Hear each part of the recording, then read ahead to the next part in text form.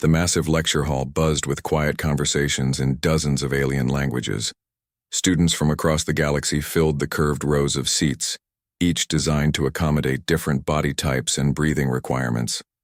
Some sat on traditional chairs, others floated in energy fields, and a few rested in pools of specialized liquid. Jake Martinez adjusted his translator device and looked around the room with wonder. Even after 3 months at the Galactic Academy of Xenobiology, he still felt amazed by the diversity of his classmates. To his left sat Vex, a crystalline being from the Zephyr system, whose body caught and reflected the room's light in beautiful patterns. Behind him, a gaseous creature named Whoosh communicated through color changes in his cloudy form. The lights dimmed as Professor Keithvar entered through the main door. The reptilian instructor stood nearly 10 feet tall, his 6 arms moving independently as he carried various teaching materials. His scaled skin was a deep green color, and his large yellow eyes could focus on multiple students at once. Jake had learned that Keithvar was one of the most respected xenobiology professors in the galaxy, with over 200 years of experience studying dangerous alien life forms. Today, we will discuss apex predators, Professor Keithvar announced, his voice carrying clearly through the hall's sound system. Specifically, we will examine creatures that have proven impossible to domesticate or control. The professor activated the room's holographic display system. A 3-dimensional image appeared in the center of the hall, slowly rotating so all students could see it clearly. The creature it showed made several students shift nervously in their seats. The Vorthak stood 8 feet tall, even in the hologram. Its muscular body was covered in dark scales that seemed to absorb light. 4 powerful legs supported its frame, while 2 arms ended in claws that looked sharp enough to cut through steel. But the most striking feature was the patterns of light that moved across its body. Blue and purple spots glowed along its spine and limbs, pulsing in what appeared to be random sequences. This, Professor Keithvar said, pointing at the image with one of his arms, is a Vorthak from the death world of Corinth Prime. They are perhaps the most dangerous predators in known space. Jake leaned forward in his seat, studying the creature with intense interest. Unlike his classmates, who seemed frightened or disgusted, he found himself curious about the animal. There was something in its posture, even in the hologram, that reminded him of large predators from Earth. The Vorthak has been the subject of study for over 3 centuries, the professor continued. In that time, no species has successfully domesticated or even formed peaceful contact with them. Their neural pathways are hardwired for aggression and territorial behavior. The hologram changed to show a Vorthak in its natural habitat. The creature moved through a dark forest with deadly grace, its glowing patterns shifting as it hunted. Even through the recording, Jake could see the intelligence in its movements. This was not just a mindless killer, but a thinking predator. 27. Different civilizations have attempted to tame these creatures, Professor Keithvar explained. The Altarian Empire tried using neural control devices. The result was the complete destruction of their research facility and the loss of 43 scientists. More images appeared, showing the remains of various research stations and settlements. Each told the same story of failure and death. Jake noticed that his classmates were taking detailed notes, but he found himself more interested in studying the Vorthak itself than the failed attempts to control it. The Corinthian Federation attempted a diplomatic approach, the professor went on. They sent their best xenopsychologists to study Vorthak behavior and find ways to communicate. The entire team was found 3 days later. The scene was too disturbing to show to students. A student in the back row, a member of the insect-like Chitauri species, raised one of her forearms. Professor, what makes them so aggressive? Have we determined the source of their hostile behavior? Professor Keithvar's large eyes focused on the student. Excellent question, Zira. Research suggests that Vorthak aggression is genetic. They evolved as apex predators on a world where cooperation meant death. Their brains literally cannot process concepts like friendship or loyalty to other species. Jake frowned at this explanation. He had grown up on a farm in rural Texas, and he had seen plenty of aggressive animals that people claimed could never be tamed. Yet his grandfather had always said that every animal could be understood if you took the time to learn its language. The hologram changed again, this time showing brain scans of captured Vorthak specimens. The professor pointed to various sections with a laser pointer. Notice the enlarged amygdala region, which controls fear and aggressive responses. Also observe the underdeveloped areas responsible for social bonding.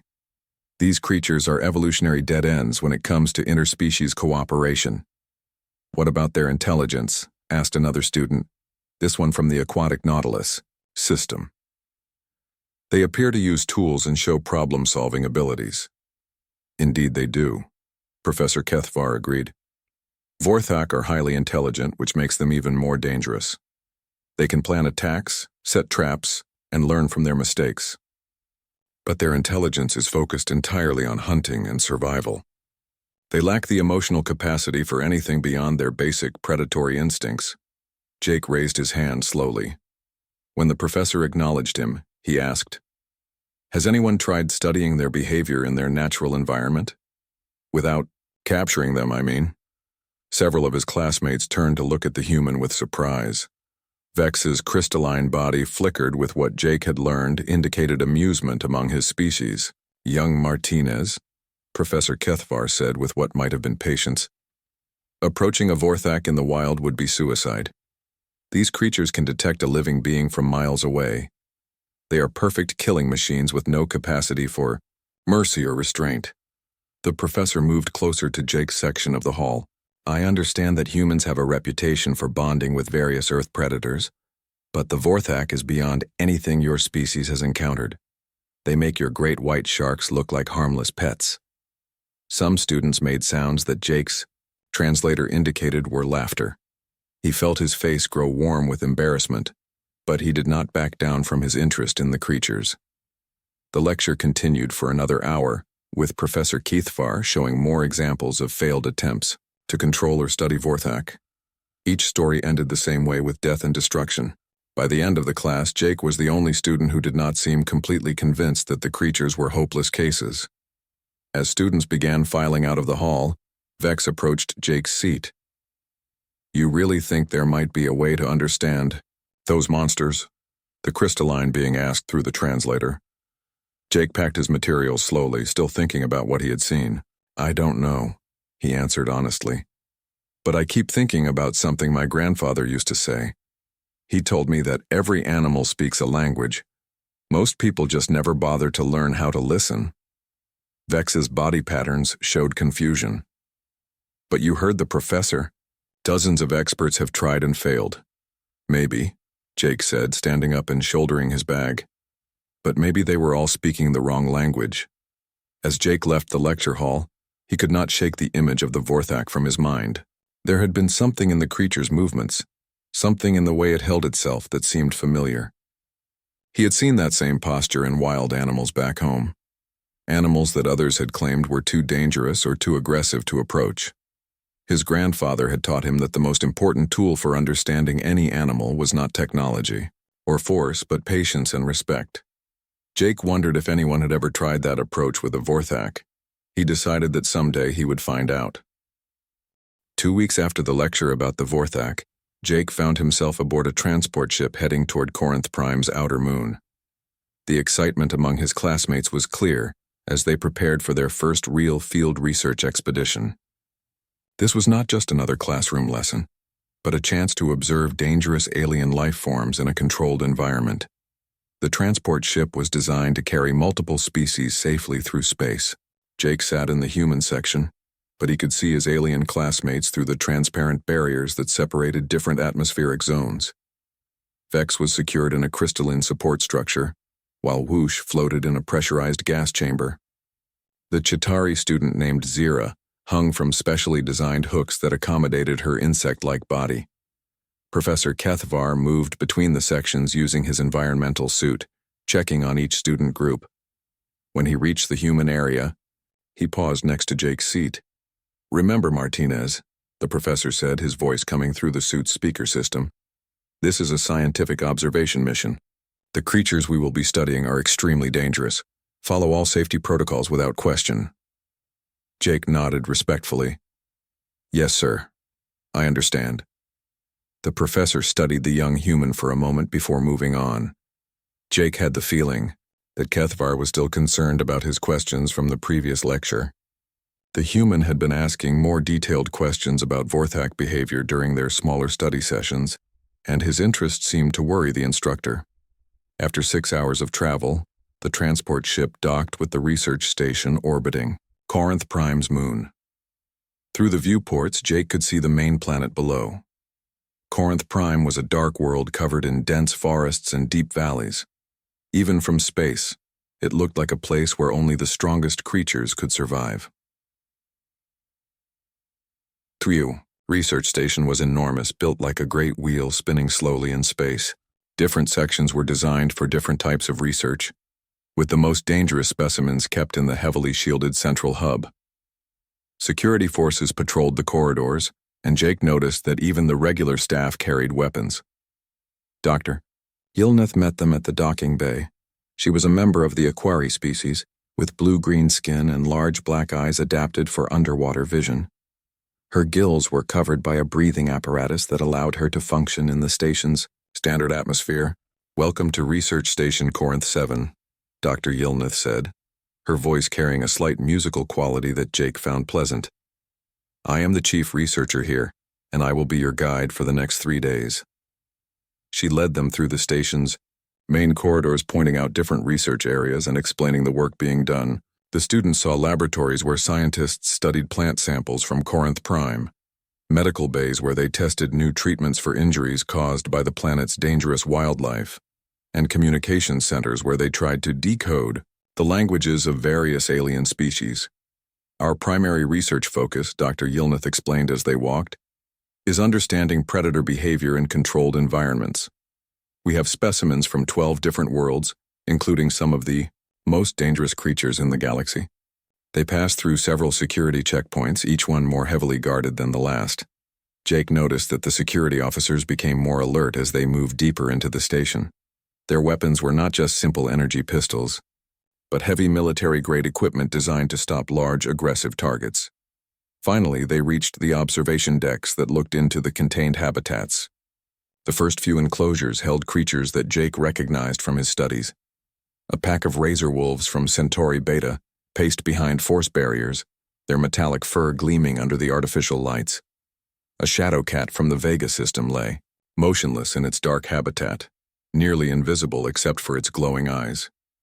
Then they reached the Vorthak habitat.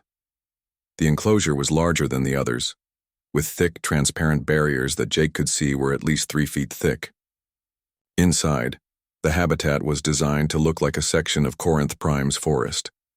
Artificial trees reached toward a false sky, and the lighting was kept dim to match the creature's natural environment. 3 Vorthak moved through the artificial forest with fluid grace. Even through the barriers, Jake could feel their power and intelligence. They were magnificent creatures, their dark scales rippling with muscle as they walked. The bioluminescent patterns on their bodies pulsed in slow, steady rhythms that Jake found almost hypnotic.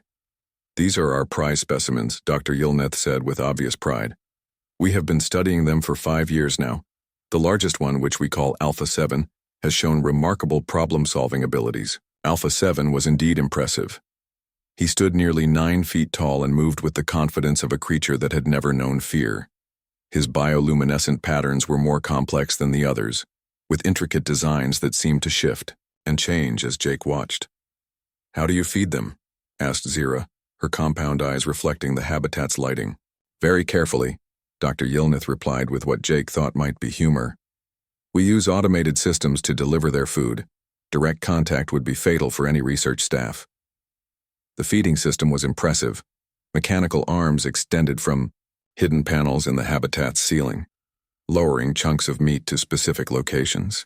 The Vorthak showed no fear of the machinery, simply taking their food and moving away to eat in private. Jake watched the feeding process with great interest. He noticed that Alpha 7 always ate last, waiting until the other 2 Vorthak had taken their portions. This suggested a social structure that the research data had not mentioned. "Do they ever interact with each other?" Jake asked. Dr. Yilneth looked surprised by the question. "They coexist in the same space, but they show no social behaviors. Vorthak are solitary creatures by nature." But Jake was seeing something different. The way Alpha 7 positioned himself, the way the smaller Vorthak deferred to him, the subtle body language they used to communicate their intentions. These were not solitary creatures at all. They were a family group, with Alpha 7 as the protective father figure. After the tour, the students were taken to their temporary quarters to rest. Jake shared a room with 2 other human students from different colonies. While his roommates discussed the impressive security systems and the various research projects, Jake found himself thinking about what he had observed in the Vorthak habitat. During the lunch break the next day, Jake decided to explore the station on his own. His curiosity had always gotten him into trouble, but it had also taught him more than any textbook ever could. He wanted to understand how the research station really worked, beyond what the official tour had shown them. He wandered through the corridors, using his student access card to enter areas that were not restricted to visitors. Most of the research staff were too busy with their work to pay attention to one human student walking around with apparent purpose. Eventually, Jake found himself in a service area where the station's food preparation was handled. The area was automated, with machines processing and preparing meals for both the research staff and the various alien specimens. He watched as different types of food were sorted and packaged for delivery to the various habitats.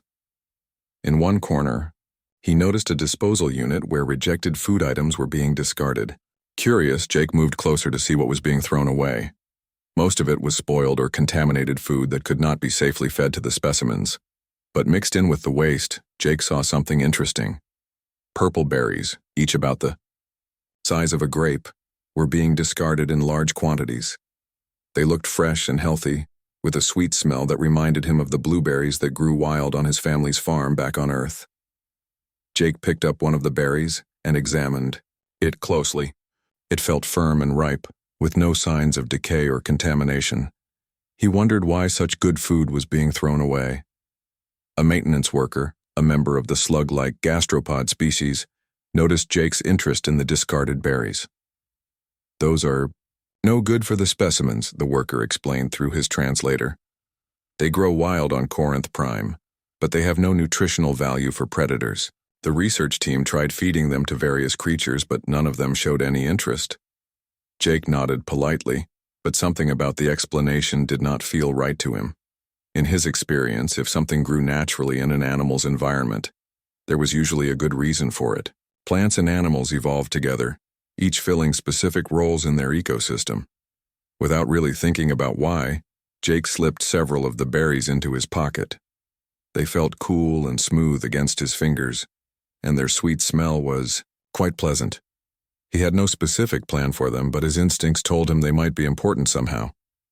As he left the food preparation area and headed back to rejoin his classmates, Jake found himself thinking about Alpha 7 and the other Vorthak. There was something about their behavior that did not match what the research data claimed. They were not the mindless killing machines that everyone described. He was determined to observe them more carefully during the remaining time at the station. Perhaps he would learn something that the professional researchers had missed. The berries in his pocket seemed to pulse with potential, though Jake could not yet The third day of the field trip began like any other. Jake woke early in his shared quarters and prepared for another day of observations. His roommates were still sleeping, exhausted from the previous day's intensive data collection sessions. Jake dressed quietly and made his way to the dining area for breakfast. The station's cafeteria was a marvel of engineering, designed to serve meals to dozens of different species simultaneously. Jake ate his simple human breakfast while watching. Vex absorbed nutrients through his crystalline structure and whoosh filter minerals from a specially prepared gas mixture. Even after months at the academy, the diversity of alien life still amazed him. Dr. Yilnith announced that the morning would be spent in the Advanced Observation Laboratory, where students could use sophisticated monitoring equipment to study specimen behavior. Jake was excited about this opportunity, hoping to learn more about the social patterns he had noticed among the Vorthak. The morning passed quickly as students rotated between different monitoring stations. Jake spent most of his time focused on the Vorthak habitat, using thermal imaging and behavioral analysis software to track the creature's movements. His observations confirmed what he had suspected. The three Vorthak were definitely communicating with each other through subtle body language and bioluminescent patterns. When he mentioned this to one of the research assistants, a young Altarian named Kelm, the alien simply shook his head. "You are seeing patterns that do not exist," Kelm said dismissively. "Humans are known for projecting social behaviors onto animals that do not possess them. It is a weakness of your species' psychology." Jake felt frustrated but continued his observations in silence. He was certain that he was seeing real communication between the Vorthak, but no one seemed willing to consider the possibility. Around midday, the station's routine was interrupted by an unexpected announcement over the communication system. "Attention all personnel," came the voice of the station commander. "We are experiencing unusual solar activity from Corinth Prime's star. All non-essential systems are being shut down as a precautionary measure." Jake looked out through the nearest viewport and could see strange colors dancing across the space around the station. The solar storm was beautiful, but clearly dangerous. The station's lights dimmed as power was redirected to essential systems only. Dr. Yilnith gathered the students in the main corridor. "This is a minor inconvenience," she assured them. "Solar storms are common in this system. We will simply wait in the secure areas until it passes." But as they moved toward the designated safe zones, alarms began sounding throughout the station. The gentle warning tones quickly escalated to urgent emergency signals. Red lights flashed along the corridors, and automated voices began announcing evacuation procedures in multiple languages. "System failure in Containment Sector 7, came an announcement that made Dr. Yilnith's face turn pale. "All personnel evacuate to emergency stations immediately." Containment Sector 7 was where the most dangerous specimens were kept, including the Vorthak habitat. Jake felt his heart rate increase as he realized what this meant. If the containment systems had failed, the creatures they had been safely observing from behind barriers were now free to roam the station. Chaos erupted as research staff ran through the corridors, grabbing emergency equipment and heading for secure areas. The students were quickly herded toward the nearest emergency shelter, a reinforced chamber designed to protect people during exactly this type of crisis. In the confusion, Jake became separated from his group. He had stopped to help an injured maintenance worker who had fallen during the rush to evacuate, and when he looked up, his classmates were gone. The corridors were now empty except for the flashing emergency lights and the sound of distant alarms. Jake tried to remember the route to the emergency shelter, but the station's layout was complex, and all the corridors looked similar in the dim red lighting. He chose a direction and began walking quickly, hoping to find either his group or another way to safety. As he moved through the empty corridors, Jake became aware of a new sound mixing with the alarms. It was a rhythmic clicking, like claws tapping against metal flooring. The sound seemed to be coming from somewhere behind him, and it was getting closer. Jake's blood turned cold as he realized what he was hearing. One of the escaped specimens was hunting through the station, and it was following his trail. He began moving faster, trying to remember everything he had learned about predator behavior during his studies. The clicking sound grew louder and more distinct. Jake could tell that whatever was following him was large and moving with purpose. He pressed himself against the wall and listened carefully, trying to determine exactly where the creature was and which direction it was moving. Then he saw it. At the far end of the corridor, a massive shadow moved against the emergency lighting. The distinctive silhouette was unmistakable. Alpha 7, the largest of the Vorthak specimens, was stalking through the station. The creature's bioluminescent patterns were now glowing bright red and orange, colors that Jake remembered from the research data indicated extreme aggression. Alpha 7 had not yet spotted the human, but Jake knew it was only a matter of time. The creature's senses were far superior to his own, and it would detect his scent and body heat within moments. Running would only trigger its hunting instincts, but staying still meant certain death when it finally noticed him. Jake's mind raced through his options. He was trapped in a corridor with no escape routes, facing a predator that had never been successfully confronted by any sentient species. Everything he had learned at the academy told him that this situation was hopeless. But then he remembered the berries in his pocket. The purple berries that the maintenance worker had said grew wild on Corinth Prime, the ones that the research team had dismissed as having no nutritional value for predators. Jake had been carrying them for 2 days, almost forgetting they were there. As Alpha 7 began moving in his direction, Jake made a decision that went against every logical thought in his head. Instead of running or trying to hide, he slowly reached into his pocket and pulled out the berries. His hands were shaking, but he forced himself to move calmly and deliberately. The Vorthak's enhanced senses detected the movement immediately. Alpha 7's massive head turned toward Jake, and the creature's glowing eyes focused on the small human. The bioluminescent patterns along its body pulsed faster, and Jake could hear a low growling sound that seemed to come from deep within the creature's chest. Jake knew he had only one chance. If he was wrong about the berries, if his instincts had led him astray, he would be dead within seconds. But something about the way Alpha 7 moved, something about the intelligence he had seen in the creature's behavior, told him that there was more to this situation than anyone understood. Moving very slowly, Jake extended his hand with the berries toward the approaching predator. He kept his eyes focused on Alpha 7's face, trying to read the creature's intentions. The Vorthak was now only 20 feet away, close enough that Jake could see the individual scales on its dark hide and the complex patterns of light that moved across its body.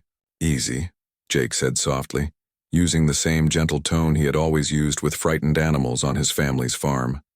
"I'm not going to hurt you." Alpha 7 stopped moving forward. The creature's head tilted slightly to one side, and Jake noticed that the aggressive red and orange patterns on its body were beginning to shift toward different colors. The change was subtle at first, but as the seconds passed, the harsh colors faded and were replaced by softer blues and purples. The sweet scent of the berries seemed to reach the Vorthak's sensitive nose. Alpha 7's nostrils flared as it tested the air, and Jake saw something remarkable happen. The creature's aggressive posture began to relax. Its claws retracted slightly, and the growling sound faded to silence. For a long moment, human and Vorthak stared at each other in the flickering, emergency lighting. Jake could feel his heart pounding, but he forced himself to remain calm and still. Everything depended on the next few seconds. Then Alpha 7 took a step forward, not with the purposeful stride of a hunter, but with the cautious curiosity of an intelligent being encountering something new and potentially interesting. The creature's bioluminescent patterns continued to shift toward calmer colors, and Jake began to hope that his desperate gamble might actually work. The berries in his outstretched hand seemed to glow with promise in the dim corridor lighting. Jake whispered a silent prayer to whatever forces might be watching over him, and waited to see if his grandfather's wisdom about understanding animals would prove true, even here, in the depths of space, with a creature that every expert in the galaxy had declared impossible to approach. Alpha 7 moved closer, and Jake held his breath. Alpha 7 moved closer to Jake with careful steps. The massive Vorthak's eyes never left the human's face, but Jake could see that the creature's body language had completely changed. Gone was the tense, aggressive posture of a hunting predator. Instead, Alpha 7 approached with the cautious curiosity of an intelligent being trying to understand something new. The berries in Jake's outstretched hand caught the creature's attention. Alpha 7's large nostrils flared as he caught their scent, and the bioluminescent patterns on his body shifted to deeper shades of blue and purple. Jake had studied enough of the research data to know that these colors indicated calm interest, rather than aggression. "That's right," Jake whispered, keeping his voice soft and steady. "These are for you." Alpha 7 stopped just 3 feet away from the human. At this distance, Jake could see every detail of the magnificent creature. The Vorthak's scales were not just black as they appeared from far away, but held deep blue and green highlights that caught the emergency lighting. His eyes were large and intelligent, with pupils that adjusted constantly as he studied Jake's face and posture. The creature extended one clawed hand toward the berries. Jake noticed that Alpha 7 moved with extreme care, keeping his razor-sharp claws positioned so they would not accidentally harm the small human. This level of control suggested intelligence and awareness that went far beyond what the research data had described. Alpha 7's claws delicately picked up several berries from Jake's palm. The touch was so gentle that Jake barely felt it. The Vorthak brought the berries to his mouth and ate them slowly, his eyes closing briefly as he savored the taste. The effect was immediate and dramatic. The remaining aggressive colors faded completely from Alpha 7's body, replaced by soft patterns of blue, purple, and silver that pulsed in slow, peaceful rhythms. The creature's entire posture relaxed, and he made a sound that Jake could only describe as contentment. "You like them," Jake said with growing amazement. "You actually like them." Alpha 7 opened his eyes and looked directly at Jake. There was no mistaking the intelligence and awareness in that gaze. This was not a mindless predator driven only by hunger and aggression. This was a thinking, feeling being who had been misunderstood by everyone who had tried to study him. The Vorthak sat down on the corridor floor, bringing his head closer to Jake's level. The movement was clearly an invitation for the human to come closer. Jake hesitated for only a moment before slowly lowering himself to sit cross-legged on the metal floor, still holding the remaining berries. For several minutes, they sat together in the flickering emergency lighting. Jake offered more berries, and Alpha 7 accepted them gratefully. With each berry the creature ate, he seemed to become more relaxed and peaceful. His bioluminescent patterns began to show new colors that Jake had never seen in any of the research footage, warm golds and gentle greens that seemed to indicate happiness. Jake began to understand what had been wrong with all the previous research. The scientist had focused on the Vorthak as predators, feeding them only meat and studying their hunting behaviors. But the berries were clearly an important part of their natural diet, something that provided not just nutrition, but also essential compounds that affected their mood and behavior. "You've been stressed," Jake said softly, reaching out slowly to touch Alpha 7's arm. The creature allowed the contact, his skin feeling warm and surprisingly smooth under Jake's fingers. Being locked up, being fed the wrong food, being studied like a dangerous animal instead of the intelligent being you are. Alpha 7 responded by gently placing one of his large hands on Jake's shoulder. The gesture was unmistakably friendly, the action of someone offering comfort and companionship.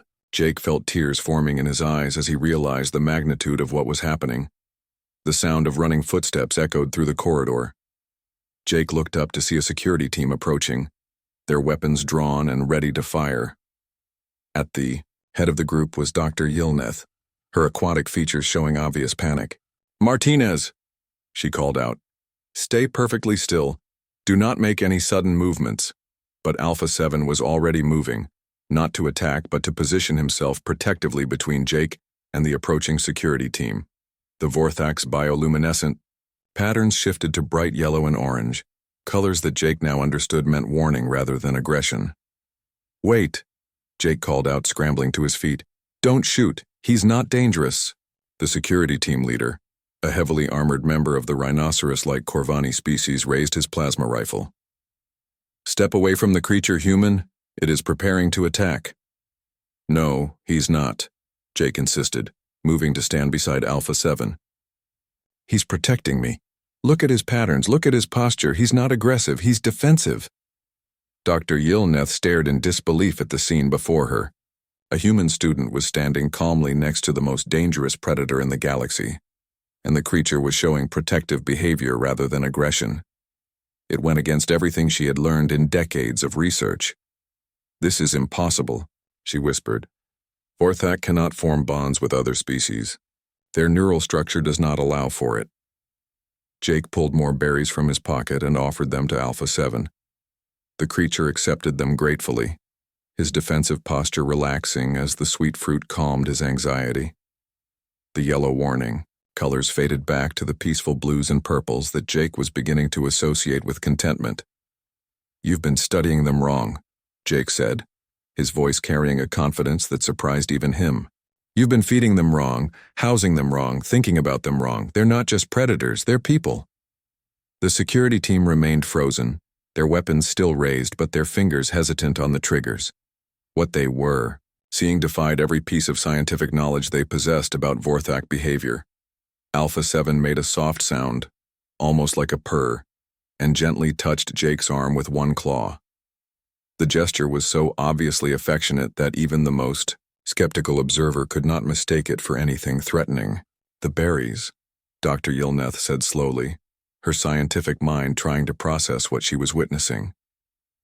What are those berries you are feeding him? They grow wild on Corinth Prime, Jake explained. Your food preparation staff has been throwing them away because they thought they had no nutritional value for predators, but I think they contain something the Vorthak need for their emotional health. Jake offered the last of his berries to Alpha 7, who accepted them with obvious gratitude. As the creature ate, his bioluminescent patterns showed complex designs that seemed almost like writing. Jake wondered if this was actually a form of language, a way for the Vorthak to express complex thoughts and feelings. I need to get more berries, Jake said, looking at Dr. Yilneth. If I'm right about this, if these berries are what the Vorthak have been missing, then everything we know about their species needs to be reconsidered. Alpha 7 seemed to understand that Jake was speaking about him. The creature placed a gentle hand on the human's head, a gesture that conveyed both affection and trust. The message was clear. Alpha 7 recognized Jake as a friend and protector. The security team slowly lowered their weapons, though they remained alert and ready. What they were witnessing was unprecedented in galactic history. A human had successfully bonded with a creature that every expert had declared impossible to tame or befriend. Dr. Yilneth activated her communicator. Command Center, this is Dr. Yilneth. We have a situation in Corridor 12. I need a full science team here immediately, and contact the Galactic Academy. Professor Kethavar needs to see this. As they waited for the additional researchers to arrive, Jake sat back down on the floor next to Alpha 7. The great creature settled beside him, no longer the terrifying predator of legend, but simply a lonely, intelligent being who had finally found someone who understood his true nature. Jake reached out and gently stroked Alpha 7's arm, marveling at the trust the creature had placed in him. The bioluminescent patterns on the Vorthak's body pulsed in slow, peaceful rhythms that Jake found almost hypnotic. For the first time in recorded galactic history, a human and a Vorthak sat together in friendship, proving that even the most impossible barriers could be crossed with patience, understanding, and a handful of berries. News of Jake's breakthrough with Alpha 7 spread through the galactic scientific community like wildfire. Within hours of the incident, representatives from universities across dozens of star systems were requesting permission to visit research Station Corinth 7. The impossible had happened. A human had successfully bonded with a Vorthak. Professor Kethavar arrived on the station 3 days after the emergency. Jake had spent those days working closely with Dr. Yilneth and her research team, documenting everything about his interaction with Alpha 7. The professor's 6 arms moved nervously as he reviewed the data, his large yellow eyes showing disbelief at what he was reading. This contradicts 2 centuries of established science, Professor Kethavar said, watching through the observation window as Jake sat peacefully beside Alpha 7 in a temporary enclosure. Vorthak neural pathways simply cannot process interspecies bonding. It is genetically impossible. Dr. Yilneth handed him another data tablet. The biochemical analysis of the berries shows compounds we had never tested before. They contain natural chemicals that regulate stress hormones and promote neural plasticity in Vorthak brain tissue. Without these compounds, the creatures become permanently aggressive and antisocial. Jake looked up from where he was feeding more berries to Alpha 7. The great creature had not left the human side since their first meeting, following him around the enclosure like a devoted companion. The other 2 Vorthak in the habitat had also begun showing calmer behavior since Jake had started providing them with the proper berries. It makes sense when you think about it, Jake said, gently stroking Alpha 7's scaled arm. On Corinth Prime, these berries would be part of their natural diet. In captivity, being fed only meat, they were essentially suffering from a form of malnutrition that affected their brain chemistry. Alpha 7 responded to Jake's touch by making the soft purring sound that indicated contentment. His bioluminescent patterns showed the complex designs that Jake had begun to recognize as a form of communication.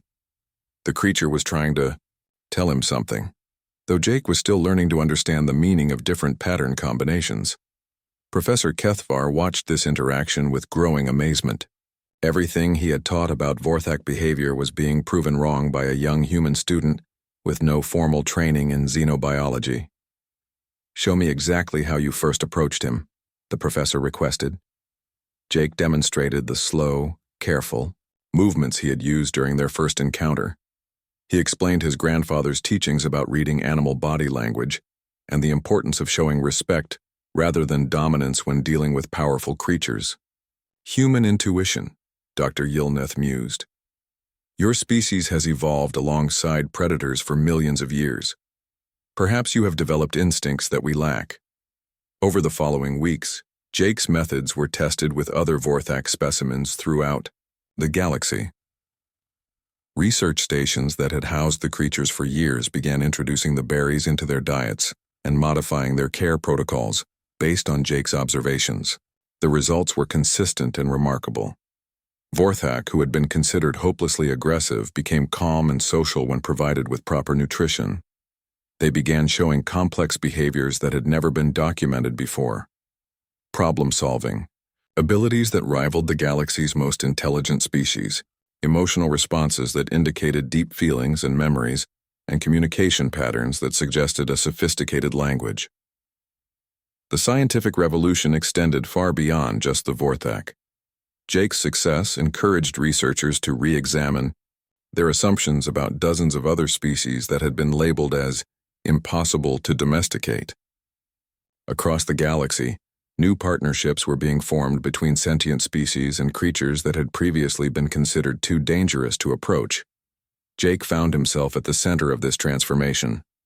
He was invited to speak at conferences, consulted on research projects, and offered positions at prestigious universities. But he remained focused on his work with Alpha 7 and the growing understanding of Vorthak culture. Through patient observation and careful experimentation with different berry varieties, Jake discovered that the Vorthak had one of the most complex communication systems in the known galaxy. Their bioluminescent patterns could convey not just basic emotions, but detailed information about past events, future plans, and abstract concepts. Alpha 7 proved to be an eager teacher, working with Jake to establish a basic vocabulary of light patterns. The creature showed remarkable patience as the humans struggled to understand the nuances of Vorthak language, often repeating patterns until Jake could recognize their meaning. The breakthrough came when Jake realized that Alpha 7 was trying to tell him about his family. The complex patterns on the creature's body showed scenes from his life on Corinth Prime, hunting with his pack, raising young, defending territory from rival groups. The Vorthak were not solitary predators as everyone had believed, but highly social beings with complex family structures. This revelation led to another major change in how the creatures were housed and cared for. Research stations began keeping Vorthak in family groups rather than isolating them individually. The improvement in their mental health was immediate and dramatic. 6 months after their first meeting, Jake and Alpha 7 had become the most famous interspecies partnership in galactic history. They worked together as a research team, with Alpha 7 helping to translate between humans and other Vorthak. The creature's intelligence and emotional depth had proven equal to any sentient species in the galaxy. Jake gave Alpha 7 a proper name during one of their communication sessions. The Vorthak had been showing patterns that seemed to indicate a preference for the sweet berries that had brought them together. Jake began calling him Berry, and the creature responded positively to the name, his bioluminescent patterns brightening, with what Jake had learned to recognize as happiness. The partnership between Jake and Berry led to the establishment of the first Vorthak-human cooperative program. Volunteers from both species worked together on research projects, with Vorthak providing insights into the ecosystems of death worlds, while humans offered their natural talent for interspecies communication. Professor Kethvar completely rewrote his textbooks on predator behavior, dedicating an entire chapter to the importance of understanding nutritional and emotional needs before making assumptions about any species' capacity for social bonding. The academic community that had once dismissed Jake's questions now sought his advice on dealing with other impossible creatures. Jake returned to Earth as a hero, but not before establishing a permanent research exchange between Corinth Prime and human colonies. Barry chose to accompany him, becoming the first Vorthak to leave his home system as a willing partner rather than a captive specimen. The sight of the young human walking beside the magnificent Vorthak through the corridors of the Galactic Academy became a symbol of hope for peaceful cooperation between all species. Students from across the galaxy would pause to watch them pass, seeing proof that understanding and friendship could overcome any barrier. In his final report on the project, Jake wrote about the simple truth that had changed everything. Every creature in the galaxy speaks a language. Most people just never take the time to listen. Sometimes all it takes to make a friend is offering them something sweet and showing that you care. Barry's bioluminescent patterns pulsed with warm colors. As Jake finished writing, the Vorthak's way of showing approval and affection. Together, they had proven that the most powerful force in the galaxy was not advanced technology or superior firepower, but the simple human ability to extend friendship to those who had been dismissed as monsters. The universe had become a little bit smaller and a lot more friendly, all because of a handful of berries and one young human's willingness to see past fear to the intelligence and kindness that existed in even the most unlikely places.